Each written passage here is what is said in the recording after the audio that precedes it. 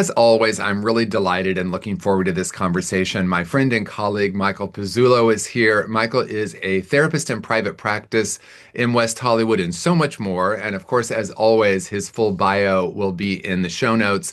Welcome to the Element Q podcast. I'm your host, TJ Woodward, and I'm thrilled to have you join us for this empowering journey. Each week, we shine a light on the authors, thought leaders, therapists, coaches, and healers of all types who are making a difference in the LGBTQ plus community. Together, we honor those who came before us, the courageous and resilient trailblazers who stood for our rights and recognition. Their strength laid the foundation we stand on today. Here, we celebrate their legacy by diving into the stories, insights, and tools that inspire gentleness, healing, and transformation. So get ready to be uplifted and empowered. This is the Element Q podcast. Michael, welcome to the show.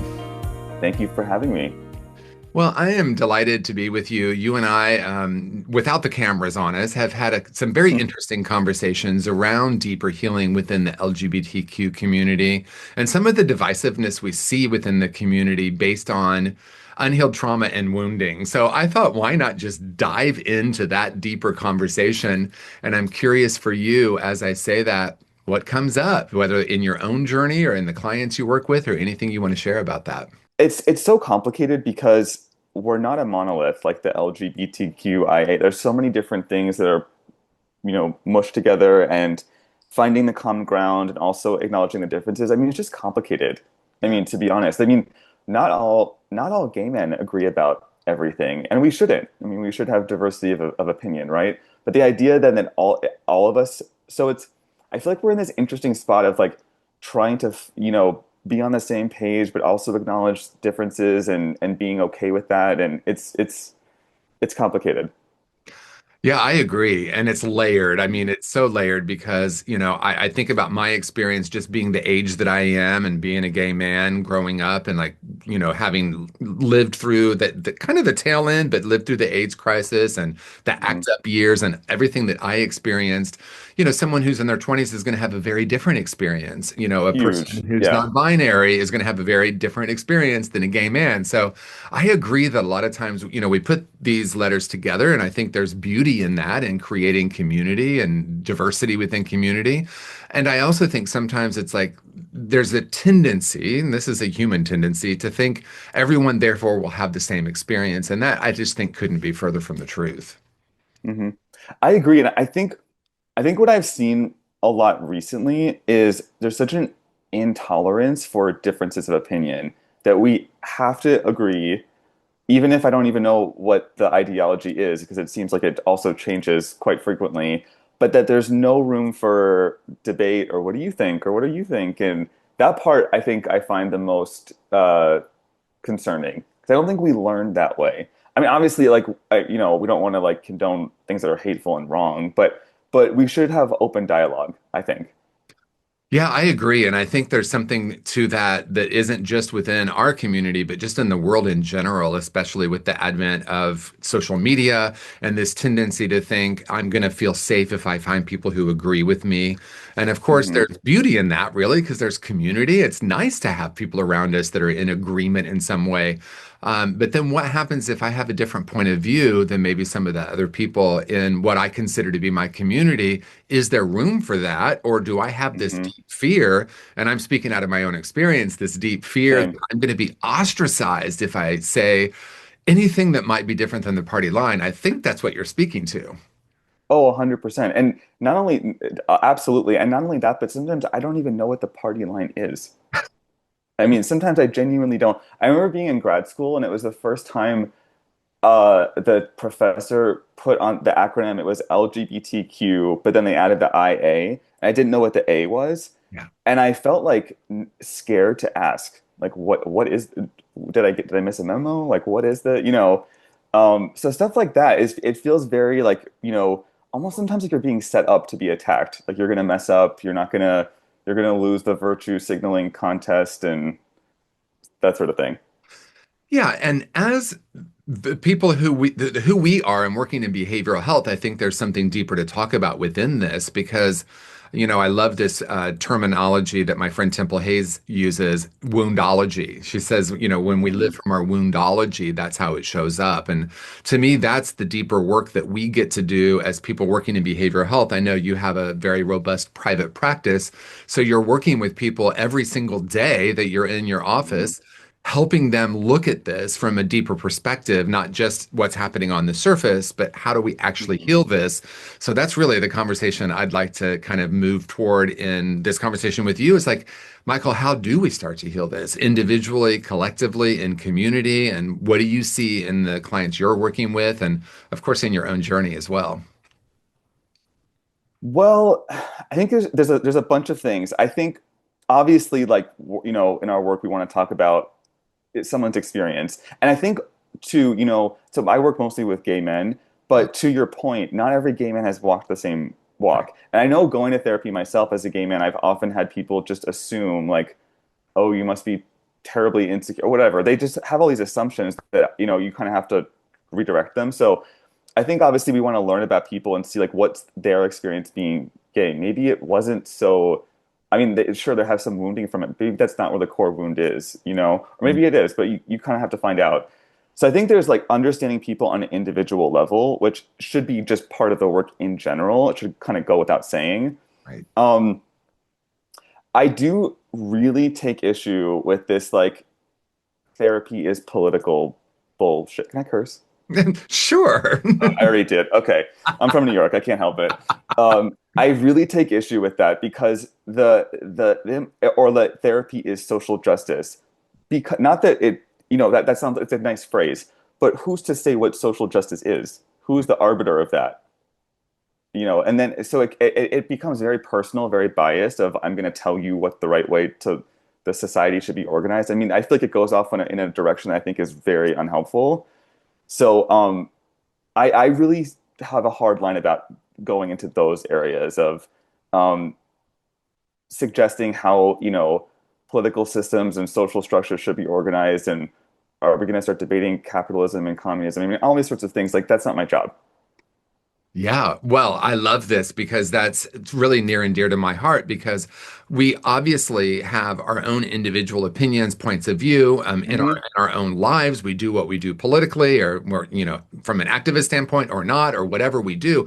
When we're in a therapeutic setting, what I'm hearing you saying is, I don't want to have an assumption about this person's experience. And if I Hmm. have anything that feels unresolved, now, if like a person in private practice like you get to choose your specialty, right? So there's Hmm. a person Hmm. who could choose like non-binary people of color as their specialty, and there's going to be a certain, clientele that comes from that and shared experience. Like you said, you mostly work with gay men, but if you're working, for me, I've worked in addiction treatment or mental health, behavioral health treatment programs. We don't know who's going to walk through that door, Right. what their life Right. experience is, and can Hmm. I be as open to each person even if I have a differing point of view from them in the world. But I want to go a little deeper with what you were saying about the assumption, right? Just because a person is a gay man, I'm not going to assume, they struggled with coming out or they have a lot of shame or they have a lot of internalized homophobia, even though many of us probably do have that to a degree, but that may not be the primary thing they're presenting with. So, how do Hmm. we actually, we talk about holding space a lot in our field, but like, how do we actually do that so we can be curious about our client instead of having my own lens I'm looking at them through? Yeah, I mean, I think it's just really about inquiring about their experience. Like, what was your experience being gay like in the school you went to and the culture you're from, and how comfortable are you on a day-to-day basis? I mean, it varies quite a lot. Um, so I would just go back to them rather than us making my own assumptions. I hear what you're saying, though. I mean, when you're working in a treatment center where you're not choosing your clients, it's quite different. Whereas when you're doing your own practice and people are picking you, Right. it's a different, there's more of an assumption that they want to work with you, or that there is an assumption they want to work with you. So there's a different layer that goes in there. Um, I would also say too that like yeah, I mean I think in the LGBT community there's a lot of like kind of assumptions that gay men like have it the easiest or something or other, which I mean may or may not be true, but that gets tricky too if people want to go into that lens, because like how are we, I mean, this idea of like I'm going to compare my life experience versus yours and we're going to go into the nuances and rate which one was worse than the other. I mean, how do we even do that? I don't even, that just seems like nonsense to me. Well, and not only that, Michael, like I agree with you, and I think beyond that, or another layer of that is if I'm assuming a person's struggle, or if I'm focusing on that struggle, and this really becomes more of a philosophical framework, Hmm. right? Am I co-signing on someone's struggle through the lens of empathy and compassion? And I want to be clear, that's very important. But if I start to assume a person's experience based on a lot of different things, I'm going to miss the opportunity to really know where they are and are they actually capable of their own healing at this time? Are they more resilient maybe than I believe or that I understand? And I think when we start looking at this, we start assuming, and now I'm going to talk about just like the different letters even within the community. I'm going to assume a person's going to have a certain experience just because of the letter. And that Hmm. isn't always true. And I think we do a disservice to our clients because I in my experience, when I look at someone through that lens, I can unconsciously keep them stuck if I Yeah. believe they're not ready to do their healing. Hmm. Oh, 100%. And I think, after this last election, I saw a lot of stuff in the mental health world. I'll just talk about gay people because I'm gay, but we're all terrified, we're all scared, we're all fearful, we're all losing our rights. Like this very intense rhetoric that is based off of a complete assumption. Like they have no idea. None of them work in the administration. I mean, they don't know what they're, these are guesses. They're fine theories to say like I'm worried or whatever, but the idea that you would take your personal opinion, which is very more extreme, which you're allowed to do, but then to sort of bring that into your work and say that I'm going to suggest that you should be terrified because I'm terrified. I mean, I think that's when it can really get go off the rails. And this is where it's not only a nuanced conversation, which, by the way, isn't always popular in our culture these days. Hmm. Someone might be listening or hearing or watching right now and think you might be saying something that you might not be saying. So I want to clarify Hmm. because I think it's really important. Hmm. We always want to honor, I'm always going to honor someone's personal experience of what's happening. I feel afraid. That's Hmm. very different than we're in danger, right? Those are two Hmm. different statements. I feel afraid. Always we honor that. And of course, I understand how members of the community can feel afraid right now, especially if you're scrolling through social media and Oh yeah, I like trending to news. say, I mean, I, yeah. I I love this on April 1st, the one day that people fact check what they read on Hmm. social media, Hmm. right? Hmm. It's an April Fool's Day. All the other Hmm. days, we just assume what we're reading is true. It doesn't mean that some of it's not true, and it doesn't Hmm. mean that someone's not having a visceral reaction or response. But as clinicians, it's our job to look beyond that and go into the deeper work of like what's actually getting Right. within you and how Yeah. can we actually heal this. 100%. And what I mean to say is that whatever our clients bring in, we want to go towards it and understand it because that's where the work is. What I mean is more like us, like as therapists, bringing our own perspective in and saying, yes, you should be scared. That's right. Even, And that's what even if I think, even if I think that, how is that helpful? yeah. Hmm. And that's where we start to imprint our own point of view on our clients. Yeah. And it's usually not conscious. That's why I think it's a nuanced conversation because I might not even be aware that I'm doing that. A client Hmm. comes in, I have an assumption about them, about their life's journey, Hmm. instead of being curious. Hmm.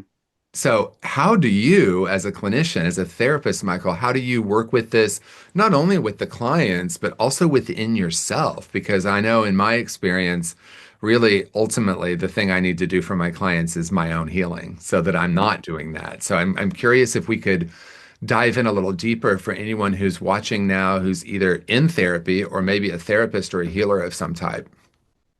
Yeah. So I think for me personally, I'm really open to debate and to understanding. Like I want to hear both sides. Like I'm from New York. I went to international school, so I'm used to like everyone sharing their opinion, and some of them are really out there, and some of them are and whatever. So I actually like that. I don't really like being in a chorus of just like we all agree and we're there's nothing to really learn there.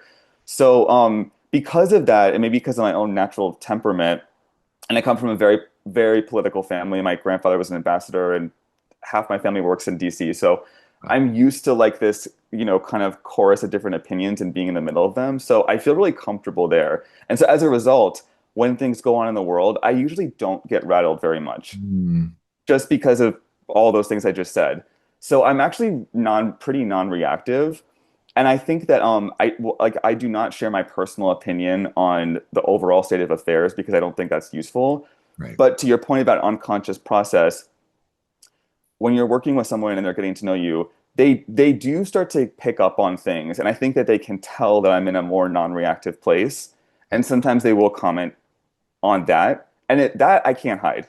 I think that kind of comes through, and so that can sort of be like, I think you kind of have to talk about some of it from an authentic place, but without getting into I think this about X and XYZ policy. I love this. I think it's so important that we're having this conversation.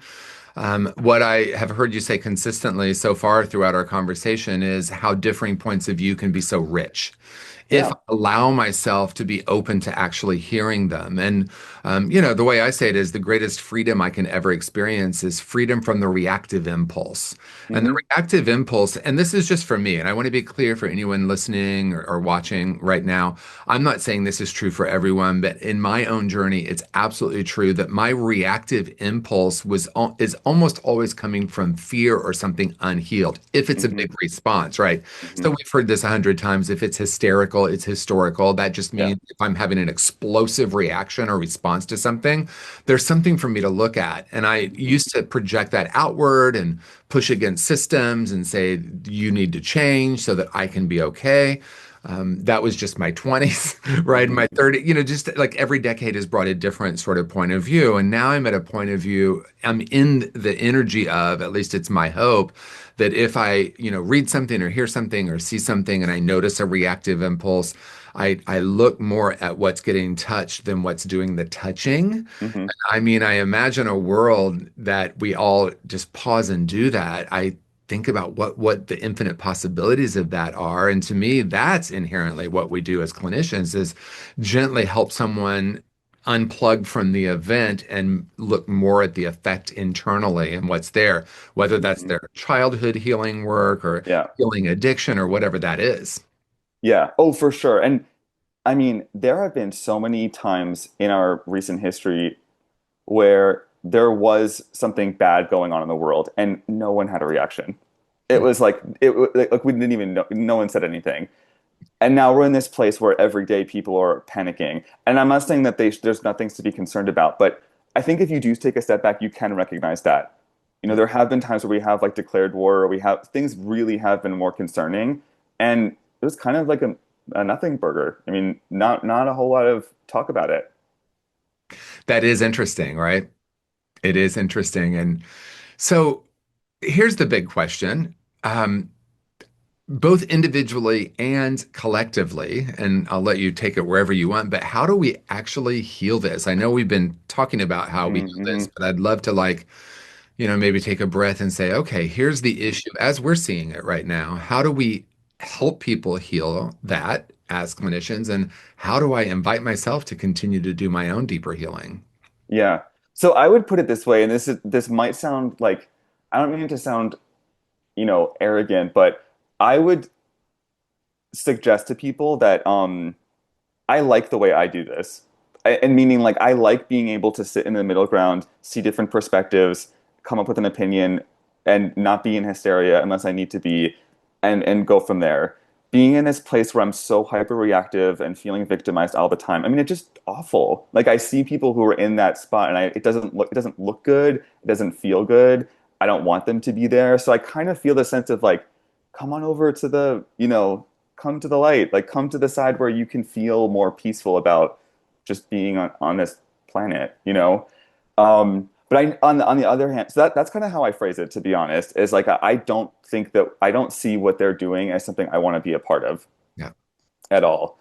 With that being said, I think a lot of people are resistant to that concept and they don't want to hear it, and so that's their thing.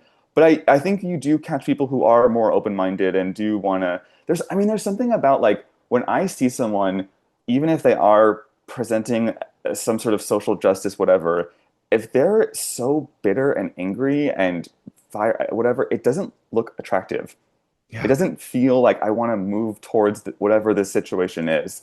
The people that I look up to and respect have obviously things that they care about, but they have a way of sort of balancing themselves and going towards a more positive message in a more positive space. Yeah, and it's what's interesting to me about what you're saying is, and the way I frame it is, I call it spiritual activism because I think activism, at its core, or at least how it's been demonstrated throughout history in so many ways, shows up as the fight. And I'm not saying the fight is not part of the journey, but for me, what really rang true at some point and what became my experience is the fight got me so far, but now it's like, okay, let me unplug from like trying to all of that resistance and the against and the polarization and everything that we see happening and do enough of my own healing. And the greatest paradox for me is that I know through my experience that it's more effective if I'm coming from, and what I mean by spiritual activism is realizing that there's something beyond the seeming division, right? And that there's something beyond what I just see happening and the Hmm. deeper healing. Like, in other words, in my own journey, my early activism was like, something's wrong here, something's broken, and I need to be part of changing it. Hmm. And, it was fun for a decade until it became so painful to realize that the pendulum is always swinging. And there's these moments like, oh, now I can be free. This person's out of office. Oh, now, Hmm. or whether that's that or even in my personal relationships. But spiritual activism is like there's something deeper in the midst of this. And I'm actually going to realize that love actually can change more than hate, that Hmm. being for something is more powerful than being against something. We've Hmm. seen, Gandhi demonstrated this, Martin Luther King demonstrated this. There's so many different demonstrations of this. It takes a lot. Here's the thing I'll say. It seems like it's more difficult or it takes a lot of work to be for something than against, but the truth is being against is much more painful. And for me, it just had to get so painful in my own journey that I realized, wow, I'm trying to heal something deep within myself by trying to By change fighting. my side. Yeah. Yeah. Yeah.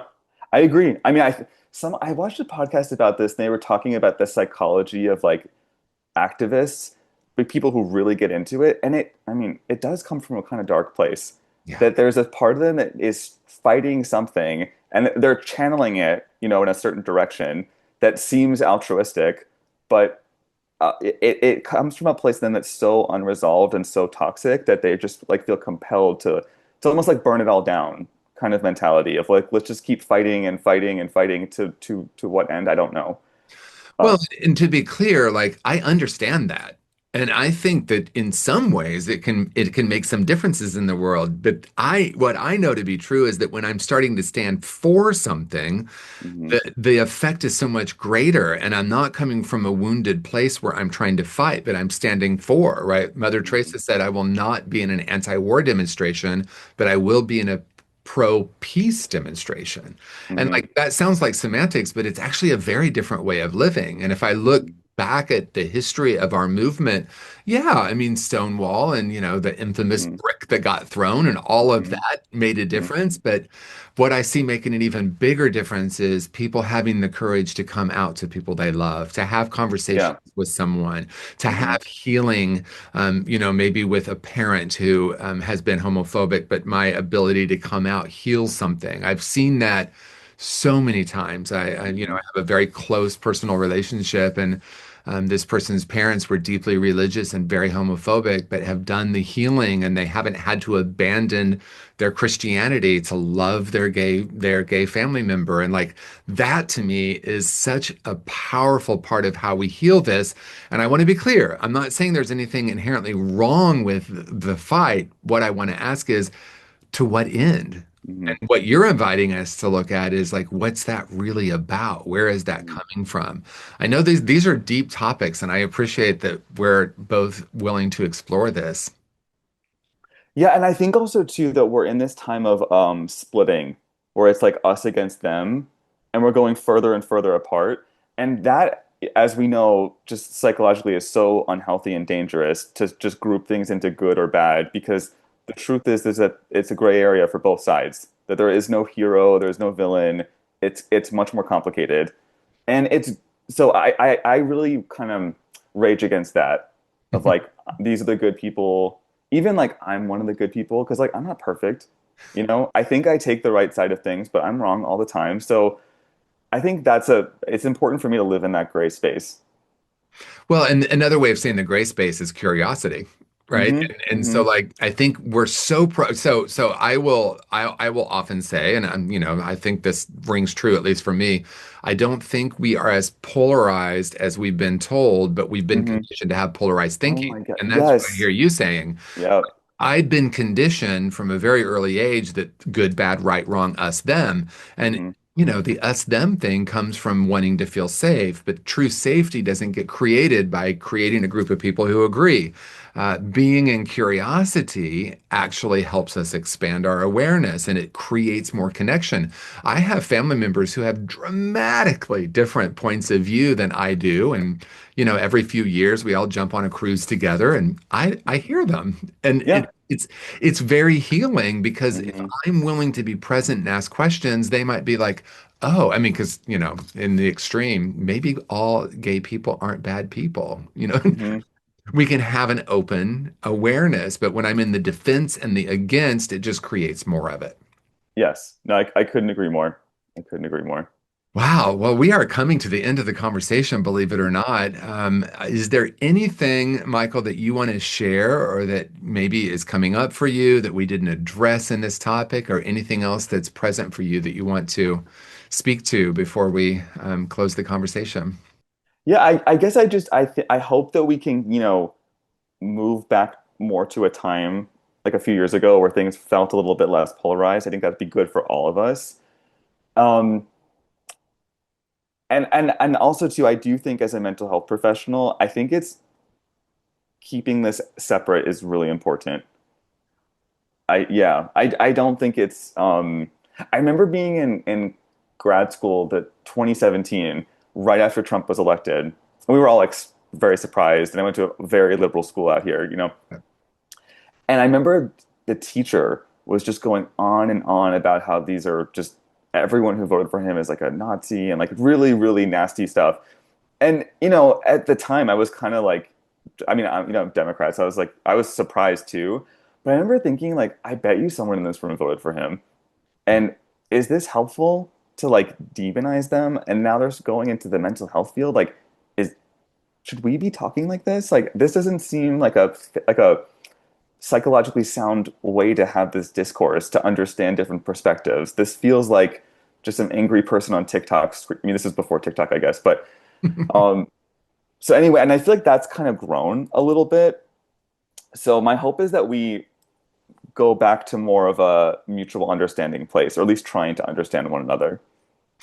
Yeah, and we do that. I do that by doing enough of my own, and I keep saying enough of my own healing. What does that actually mean? I just want to take a minute with that because I realized that so much of my reactivity was from this little kid within me that felt so wounded. And truthfully, some of the root of that, not all of it, but some of the root of that was from being a little gay boy in Indiana in the Hmm. 1970s and, being called the F word every day. So I don't want anyone listening to think that like, well, this you don't know what I'm going through, and that's true. I never know what Hmm. another human is going through, but we also have this shared experience. And so I didn't realize how much, and here I am saying, internalized homophobia, and not every gay man has it, or every person in the LGBTQ plus community, but in my experience, most of us on some level have absorbed some of that. And I remember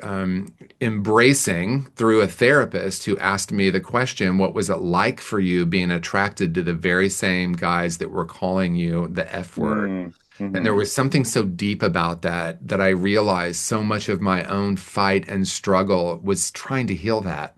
Hmm. Trying to go back to those early, like, and I mean, it was layered, Michael, because I was literally eroticizing that kind of Hmm. male that was like, Right. brutal, honestly. Yep. And why am I in these abusive? I wasn't ever in like a Hmm. physically abusive relationship, but I was choosing men who could not possibly be less available for me. Hmm. And as I did that deeper work, the world started to shift. And it Hmm. wasn't that anything really changed. I don't ever want to say there aren't things in the world that make me deeply sad or that I think need our attention.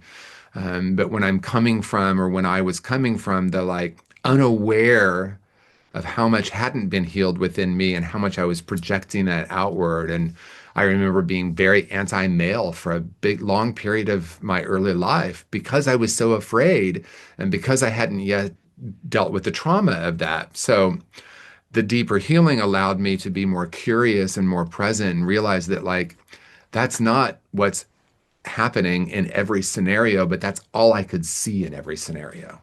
Yeah. Yeah. No, that makes sense. It does. We do bring this like lens with us in all of our unresolved stuff into the world. And I can see that with other, other people. I mean, you mentioned like this anti-men thing seems to be like such a trend these days. And when I hear people talk about it, I don't understand. I don't really get it, but I can see that it's picking up on something in them Right. that's very real. Very real. And we always want to acknowledge the reality of that. And at the same time, again, we'll go back to as mental health professionals, there's that men are suffering right now. And I see that Hmm. because for a lot of different reasons. And Hmm. someone watching or listening might say, well, yeah, well, they kind of deserve it. Yeah, well, okay, you could say that, but we as mental health care professionals want to still tend to that person who feels isolated. And we could have a much deeper philosophical conversation about why things shift, the pendulum shifts politically and the reaction to that. So, whoo, it's layered. It Hmm. is layered. Yeah. And I would also, if someone said they deserve it, I would say, no, they don't. No one deserves it to suffer. I mean, that's the thing too, is like, we want to get to a place of helping everyone in equality, but if it turns into like reversing and now I want you to suffer, Right. that's not activism. That's just anger and hatred. And you know what? I'll be fully transparent. That's what I was doing in my 20s because I did Mm-hmm. want other people to feel, I wanted this pain, this sense of self-hatred to go away. Yeah. I Yeah. believed that if someone else would experience that, I would find relief. And Mm-hmm. it just didn't work. It Mm-hmm. just didn't Mm-hmm. work, right? Wow, this has been a very rich conversation, Michael. I appreciate your willingness to be as bold as you've been and as forthright and honest and transparent. And if this show has resonated with you, those who are watching, please share it. Please like and subscribe. You know what to do. We've been around podcasts now for long enough to know what we want to do. But Michael, thank you so much for being you. Thank you. All your contact information will be in the show notes.